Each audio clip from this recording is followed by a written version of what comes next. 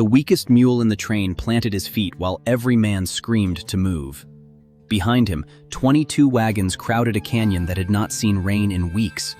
Ahead, the trail looked dry, level, and perfectly safe beneath the afternoon sun. Yet Patch trembled so violently that the harness rings danced against his ribs. Wagon master Gideon Rusk reached for the rifle beside his seat. "That animal will trap every family in this canyon," Rusk shouted. Thomas Hale stepped between the rifle and the mule he had once saved. Then a sound like distant thunder rolled through the ground beneath their boots. There was no storm above them, but Patch already knew where the storm had fallen. Within minutes, everyone would understand why the weakest animal had refused to move. 4 months earlier, that same mule had been waiting for a bullet. The wagon train was gathering outside Independence on a cold April morning. Families loaded flour, tools, seed, and every hope they could fit beneath canvas. Thomas packed a carpenter's chest beside the small trunk belonging to his daughter, Nora. He had sold their Missouri farm after fever took his wife the previous autumn. Oregon offered no promises, but remaining home meant living inside an empty house. Nora was 14 and carried her grief with a silence too heavy for her age. Thomas hoped the long road might give them something new to speak about. Their wagon needed 4 sound mules, but Thomas could afford only 3. Rusk had agreed to rent him a 4th animal from the train's reserve string. Gideon Rusk was broad, gray-bearded, and famous for reaching Oregon before the snow. He measured every decision in daylight, distance, and pounds of food remaining. Most travelers trusted that hardness because the Western Trail punished hesitation.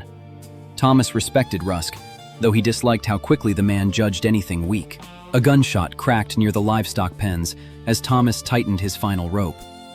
One injured ox collapsed, and a drover calmly dragged the carcass aside. A second rifle was being loaded when Nora caught her father's sleeve. In the smallest pen stood a dusty mule with one white patch over his shoulder. His hips showed sharply, and his left front leg shook beneath his weight. A raw harness wound crossed his chest where leather had rubbed away the hair. Rusk raised the rifle, but the mule did not flinch from the barrel. He only turned his head toward Nora when she whispered, "Easy there." Thomas noticed the animal's ears following every sound with quick, careful movements. "What happened to him?" Thomas asked, moving closer to the fence. Rusk said the mule had arrived in a trader's lot 3 days earlier. He had fallen twice under an empty pack and bitten anyone touching his leg. "A lame mule eats what a healthy mule needs," Rusk said. Thomas knew the arithmetic, because his own supplies were already painfully thin. Still, the animal's hoof stood at an angle that looked wrong rather than ruined. Thomas had repaired plows long enough to recognize damage caused by poor balance. He entered the pen slowly and let the mule study his open hands. The mule flattened his ears when Thomas reached toward the injured leg. Nora began humming the lullaby her mother once used during summer storms. The ears lifted, and the trembling leg became still for a single breath. Thomas knelt and found a twisted shoe biting deep into the hoof wall. Beneath the mud, one nail had been driven dangerously close to tender flesh. "Give me 2 weeks," Thomas said. "I can make him useful." Rusk lowered the rifle, but his expression remained colder than the morning. "We leave in 9 days, and I will not delay 67 people." Thomas offered the last silver dollar hidden inside his carpenter's chest. The coin was meant to buy medicine if Nora became sick on the trail. Rusk stared at it, then warned Thomas that the bargain carried no mercy later. "If he slows us after departure, you solve it without stopping the train." Thomas placed the coin in Rusk's palm and accepted the dangerous promise. Nora named the mule Patch before they had even led him from the pen. Other travelers laughed when the animal limped beside Thomas's sturdy team. A farmer named Amos Crane called him $1 worth of bad judgment. Thomas smiled without answering, because he was not certain Amos was wrong. He pulled the twisted shoe and washed the hoof with boiled salt water. Patch tried to bite him, missed, and nearly toppled onto Nora. Thomas pushed her away and caught the mule's weight against his own shoulder. Pain shot through Thomas's back, reminding him that kindness could injure the giver. Sarah Bell, a widowed nurse traveling with her young son, saw the struggle. She brought clean cloth and pine salve from her carefully packed medical box. "Wounds heal faster when the cause is removed," Sarah said, examining the raw chest. Together, they cut a wider breast strap and padded it with folded wool. Nora fed Patch soaked grain while Thomas trimmed the hoof a little each day. The mule remained thin, suspicious, and embarrassingly slower than every animal nearby. Yet by departure morning, he could cross the camp without dragging his toe. Rusk inspected the leg and said, "Walking in camp proves nothing." Thomas knew the wagon master was right, which made the warning harder to dismiss. The train rolled west under damp clouds, iron rims cutting deep tracks through prairie mud. Patch worked in the rear position where Thomas could watch every uneven step. During the first mile, the mule pulled more from fear than from training. During the second mile, foam gathered where the new padding touched his scar. Thomas stopped his wagon long enough to loosen the strap by one hole. Rusk rode back immediately, his pocket watch already open in his hand. "Your mercy has cost us 4 minutes," he said before riding forward. By sunset, Patch was limping again, and Thomas's confidence had begun to crack. Nora rubbed the mule's ears while the other families built cooking fires. "Mother would have kept him," she said, watching Thomas inspect the hoof. Thomas answered softly, "Your mother never had to cross 2,000 miles." He hated the words as soon as he heard them leave his mouth. Nora walked away, and Patch tried to follow despite the rope around his halter. That small movement told Thomas the mule had already chosen someone to trust. Before dawn, Thomas reshaped the hoof again and shortened Patch's pulling chain. The change let the stronger mules take the wagon's first heavy strain. Patch could add his strength after the wheels were already turning. The arrangement slowed their starts, but it kept the mule's stride steady. For 6 days, Thomas watched dust, sweat, and every twitch of Patch's ears. He discovered the mule feared whips, but responded instantly to Nora's humming. Patch disliked deep mud, ignored gunshots, and tested every bridge before crossing. These habits amused the travelers until the first bridge cracked beneath an ox team. Patch had stopped several yards earlier and refused to place one hoof on it. Rusk ordered the wagons back while Thomas crawled beneath the wooden span. Spring water had softened one support until the timber split beneath his hammer. The train spent half a day building a safer crossing from cottonwood trunks. Amos claimed any stubborn mule would eventually refuse a dangerous bridge by accident. Rusk agreed, but he looked at Patch longer than he had before. Thomas felt proud until he saw the fresh swelling above the mule's hoof. Sarah pressed 2 fingers along the leg while Patch leaned heavily against the fence. She found heat in the tendon, the beginning of damage that rest normally cured. Rest was impossible because the train had already entered country without settlements. Thomas moved supplies from his wagon and divided them among neighbors with spare room. He left behind a chair, a washstand, and 2 boxes of carpenter's hardware. Each abandoned object had belonged to the life he hoped to rebuild. Nora silently removed her mother's cast-iron cooking pot from beneath the wagon seat. Thomas put it back, then discarded his own trunk of winter clothing instead. The lighter wagon helped, but Patch still needed several days away from the traces. Thomas walked beside him carrying a small pack while the other mules pulled. Rusk allowed the arrangement only because the wagon continued matching the train's pace. By late May, the prairie grass grew shorter and the shallow creeks disappeared. One marked spring held nothing except cracked mud and the bones of a calf. The next reliable water waited nearly 20 miles farther west. Rusk rationed each family enough drinking water to travel through the night. The animals received less, and their tongues soon hung beneath dusty bits.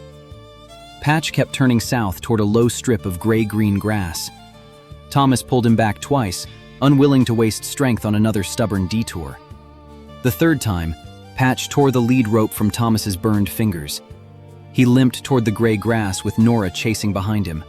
Rusk cursed and ordered Thomas to recover the mule before darkness swallowed the trail. Patch stopped beside reeds barely taller than a man's boot.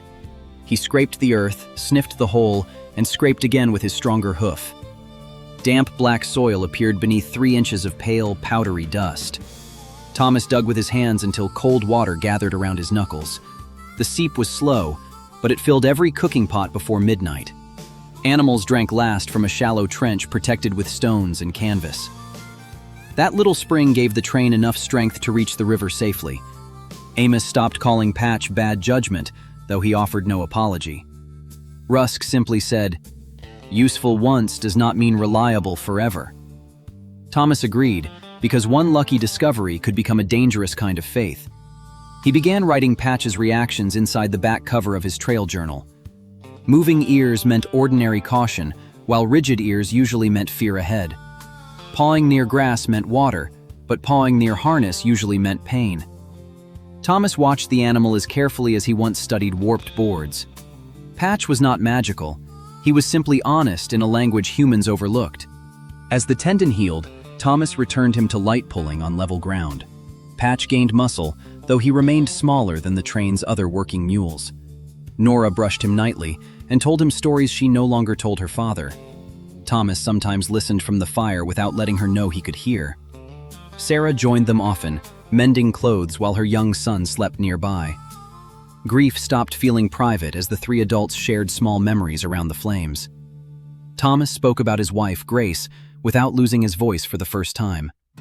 Nora listened from Patch's shoulder, pretending her attention remained on the brush. Weeks passed, and the wagon train followed the Platte toward Fort Laramie. There, an elderly scout named Ezra Cole noticed a faded brand on Patch's flank. The mark belonged to Bellamy Freight, a company that hauled silver through Wyoming. Ezra had guided one of their pack strings several years before. Bellamy mules knew mountain water better than most men, he told Thomas. Their route crossed a place called Red Hollow, a canyon east of South Pass. The canyon's floor saved miles, but cloudbursts could turn it into a river. An older pack trail climbed a narrow shelf above the northern wall. Ezra believed Bellamy had abandoned both trails after a flood destroyed several wagons. Patch's chest scar suddenly looked less like neglect and more like survival. Thomas asked whether the mule might remember a route traveled years earlier. Ezra shrugged. A mule remembers pain longer than a man remembers advice. Rusk overheard them and unfolded his stained map across a supply barrel. Red Hollow lay directly along the cutoff he planned to take in August.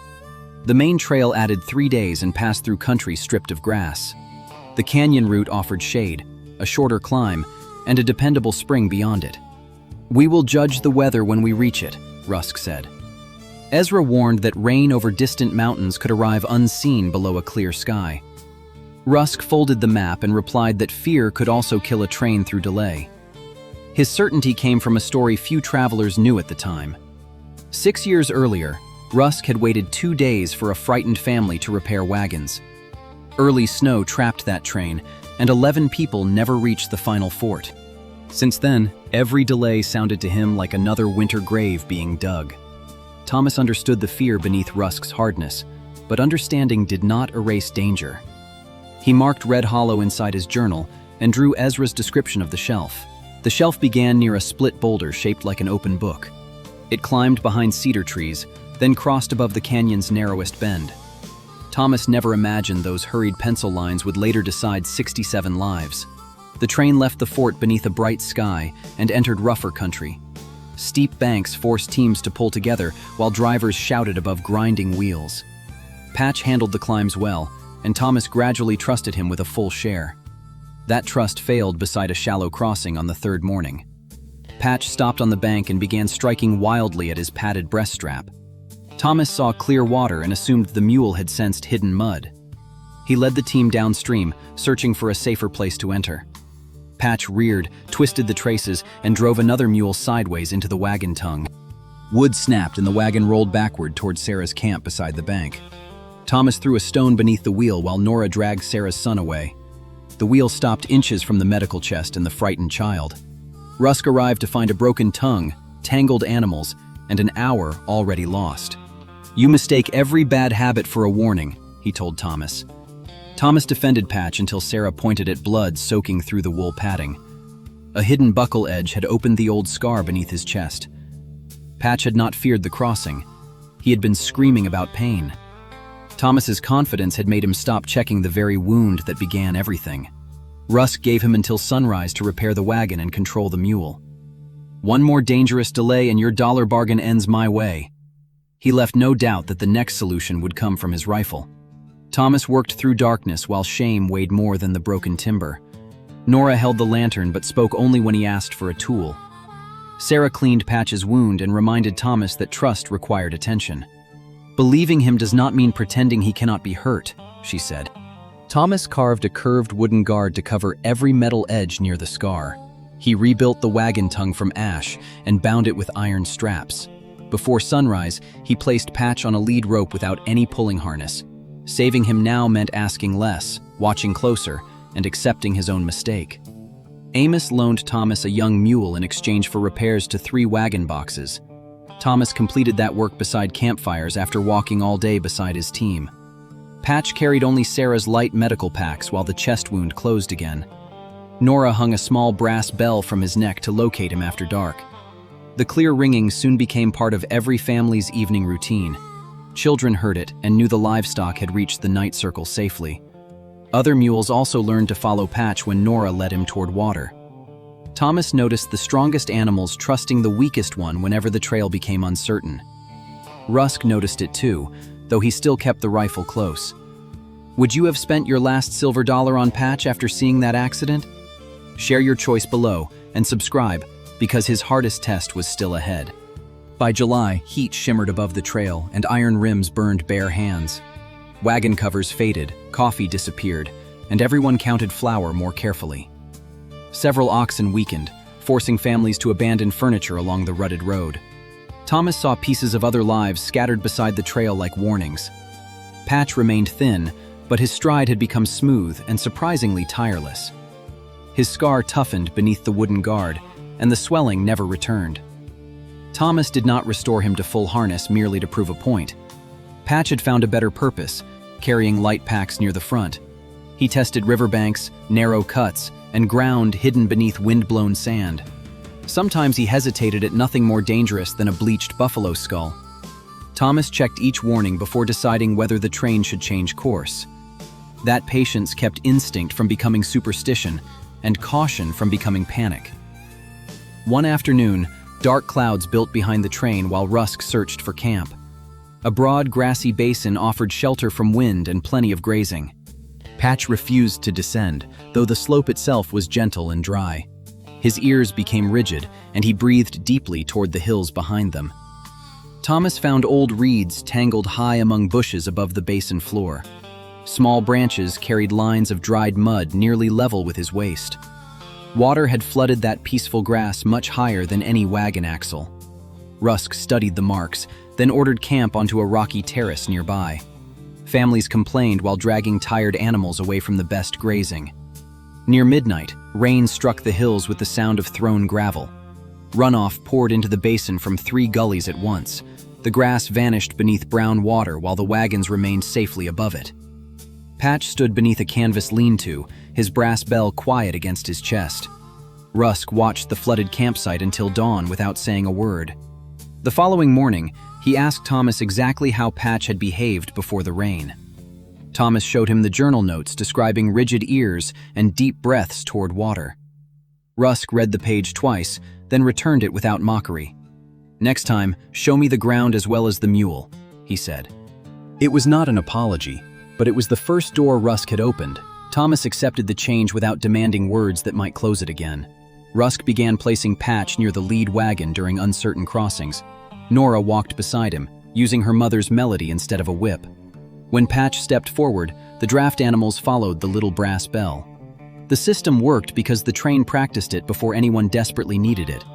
In early August, the horizon hardened into ridges of red and black stone.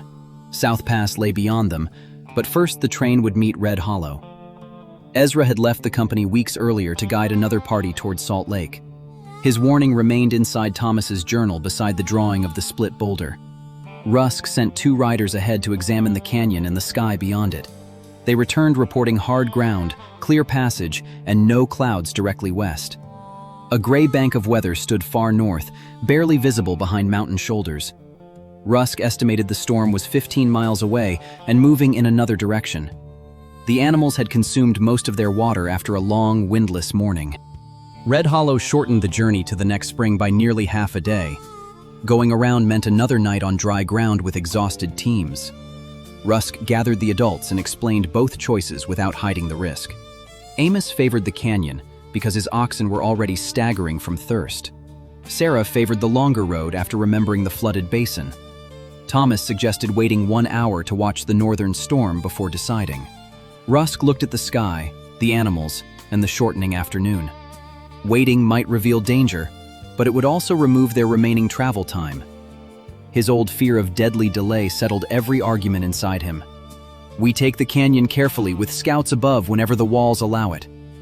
Thomas disagreed, but the evidence had not yet become strong enough to refuse. He checked Patch's wooden guard and moved the mule beside Rusk's lead wagon. Nora slipped the brass bell around Patch's neck with hands damp from worry. "If he tells us something, we listen the first time," she told her father. Thomas promised, knowing he had once failed Patch by confusing pain and fear. The first wagons entered Red Hollow beneath cliffs glowing orange in sunlight. The floor was wide enough for 2 wagons and packed nearly as hard as brick. Dust covered driftwood trapped in cracks several feet above their canvas roofs. Thomas noticed it, but old floods alone did not prove one was coming today. Patch walked steadily for the first mile, bell chiming with each light step. The canyon narrowed, and sunlight became a bright ribbon far above them. Air cooled between the walls, bringing relief to people and animals. Then Patch stopped beside a patch of sand darker than the ground around it. Thomas touched the sand and felt moisture against his fingertips. No water showed on the surface, and the sky overhead remained blue. Patch sniffed northward, though solid canyon walls blocked every distant view. His ears became rigid, just as they had above the flooded basin. Thomas raised his hand, and Rusk stopped the first wagon immediately. Drivers called the halt backward until 22 wagons stood wheel to wheel. The final wagon had already passed the last broad place suitable for turning. Rusk dismounted and pressed his palm against the damp sand. He admitted the moisture was strange, but thought an underground seep could explain it. Thomas studied Patch, separating each signal the way his journal had taught him. The mule was not pawing from harness pain because he wore only a pack saddle. He was not testing uncertain footing because he stood sideways across the trail. He was blocking the other animals from walking deeper into the canyon. Rusk ordered a rider forward to check the next bend and search for an exit. Patch lunged backward when the rider tried to squeeze past his shoulder. The mule's panic spread, and harness chains rattled through the crowded column. Drivers fought to prevent teams from backing wagons into one another. Amos shouted that Patch would cause the disaster everyone feared. Rusk reached toward the rifle scabbard beside his saddle. Thomas stepped between them and said, "Give me 1 minute to prove it." That minute began with a faint vibration inside the soles of his boots. Thomas placed one hand on the ground and felt the trembling strengthen. Rusk knelt beside him, and the color drained from his weathered face. The vibration came through stone, steady and deep, like approaching freight wheels. A cool breath moved through the canyon, carrying the smell of wet clay. Then the distant thunder returned, though the narrow strip of sky stayed clear. The northern cloudburst had emptied into streams feeding the canyon miles upstream. Rusk forgot the rifle and shouted, "Turn every wagon around!"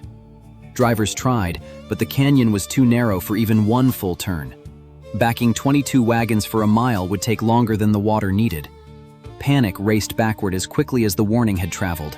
Parents lifted children from wagon beds, while men argued about climbing the walls. The cliffs offered no handholds, and no level ground above the floodline. Patch suddenly pulled Nora toward cedar branches growing from a broken slope. Thomas followed and saw 2 slabs of stone leaning apart like an open book. Ezra's split boulder stood exactly where the old shelf trail began. Years of fallen rock had hidden the entrance behind cedar and loose gravel. Patch pushed between the branches and found packed earth beneath the needles. The forgotten path climbed diagonally toward a bench above the northern wall. It looked steep, but old wheel ruts still survived under the weeds. Bellamy wagons had once used that shelf, and Patch had almost certainly traveled it. The mule had not merely stopped them, he had stopped beside their only escape. Rusk examined the slope and saw enough width for 1 wagon at a time. "Axes forward!" he shouted. "Clear every branch and lighten every load!" Thomas cut cedar while Amos and 3 others rolled loose stones downhill. Sarah organized the children and tied them together with a long clothesline. Nora led Patch up the ramp, and his bell rang sharply against the stone. Every mule below lifted its head toward that familiar sound. Rusk ordered the lead team forward while men pushed against the first wagon. Wheels slipped once, caught the old ruts, and climbed onto the bench. The second team followed the bell without fighting its driver or the unfamiliar slope. Wagons rose one after another, while the rumble grew into a continuous roar. Women threw trunks, dishes, and spare furniture onto the canyon floor. Nobody argued about property when the ground began shaking beneath the wheels. The first muddy stream curled around Thomas's boots near the canyon center. It was only ankle deep, but twigs spun inside it faster than running horses. "That is the front edge," Rusk warned. "The wall comes behind it." 9 wagons remained below, including Sarah's wagon and Thomas's at the rear. The 7th remaining wagon lost traction halfway up the loosened ramp. Its animals strained until one mule collapsed against the wagon tongue. The blocked wagon trapped every vehicle waiting behind it in rising water. Amos tried whipping the fallen animal, but terror had emptied its strength. Nora brought Patch down until his bell rang beside the mule's flattened ears. Patch touched noses with the frightened animal and stepped calmly uphill again. The mule struggled upright, following the sound before the whip could fall. Men pushed together, and the stalled wagon finally rolled onto the shelf. 6 wagons remained when muddy water reached the bottom of every wheel. A broken cottonwood trunk appeared around the bend and struck the canyon wall. The impact shattered branches and sprayed brown water higher than a man's head. Sarah's wagon entered the ramp while she carried her son along the shelf. One rear wheel climbed a rock and lifted dangerously above the opposite wheel. Thomas climbed beneath the tilted bed and drove a chalk under the axle. Rusk wrapped a chain around the upper wheel and anchored it to cedar roots. Together, drivers hauled while Sarah's team dragged the wagon past the rock. The chain snapped free just as the wheels reached level ground. 4 more wagons climbed while foam and debris thickened below them. Only Thomas's wagon remained when the real flood rounded the upstream bend. The brown wall carried tree limbs, stones, and pieces of an old corral. Thomas's repaired tongue caught between 2 rocks at the ramp entrance. His team pulled, but the iron-bound timber held like an anchor. Nora ran toward the wagon, reaching for her mother's cooking pot beneath the seat. Thomas caught her around the waist and dragged her away from the wheels. "That pot is not your mother," he said. "You are what she left me." The words finally broke the silence that had stood between them since Missouri. Nora clung to him once, then grabbed a knife and cut the rear pack ropes. Thomas severed the traces while Rusk freed the frightened lead animals. Released mules splashed blindly until Patch's bell sounded from the slope above. Nora hummed through her fear, repeating the melody Patch had followed since Missouri. The loose team turned toward her voice and scrambled up the old trail. Thomas and Rusk climbed last as the flood struck the abandoned wagon. Water lifted the canvas bed, spun it sideways, and crushed it against the cliff. The cooking pot vanished among boards, blankets, and everything Thomas had carried west. He watched only long enough to count Nora safely among the people above. The canyon filled from wall to wall beneath the narrow shelf. Brown water climbed over their former stopping place within less than a minute. Had Patch walked forward, the lead wagons would have met the flood below sheer cliffs.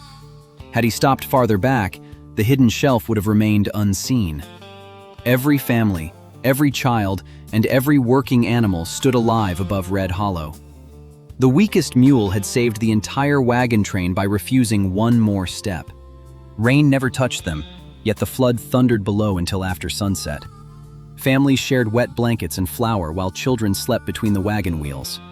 Thomas owned no wagon now, no spare clothes, and almost no carpenter's tools. Before he could ask, Amos cleared half his wagon and offered the space. Sarah placed Thomas's remaining tools beside her medical chest and tied them securely. Other families replaced his food with portions from the supplies Patch had saved. Nobody mentioned charity, because each gift was payment on a debt beyond counting. Rusk found Thomas near dawn, checking Patch's legs beside the quiet bell. The wagon master opened his hand and revealed Thomas's worn silver dollar. He had carried it since independence as a reminder against foolish bargains. Rusk pressed the coin back into Thomas's palm and removed his hat. "I was wrong about which one of us understood the trail," he said.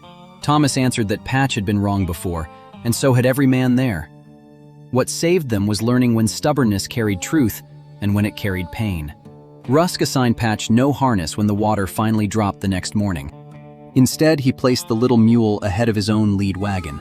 The train followed the shelf until it rejoined open country beyond the canyon. Patch walked freely beside Nora, his bell setting a new rhythm for the journey. Weeks later, the travelers crossed South Pass before the first hard frost. At the next settlement, Thomas built a smaller wagon from discarded freight timbers. Sarah helped Nora paint a white patch on its new wooden sideboard. Rusk waited without opening his pocket watch while Thomas fitted the final wheel. That patience meant more than any speech he could have offered. Patch grew stronger through autumn, though he always remained the smallest mule in camp. Nobody called him weak again, and nobody raised a whip when he stopped. They checked his harness, studied the ground, and listened before choosing their next step. Thomas kept the returned silver dollar inside the journal beside Ezra's faded drawing. Nora kept her mother's melody, which no longer sounded like a song of loss. On clear mornings, its notes traveled ahead with the ringing of Patch's little bell. One saved animal had taught 67 people that weakness and worth were never the same. Would you have trusted Patch when the sky was still clear above Red Hollow? Rate this story below and subscribe to Wild West Lifestyle for more frontier journeys.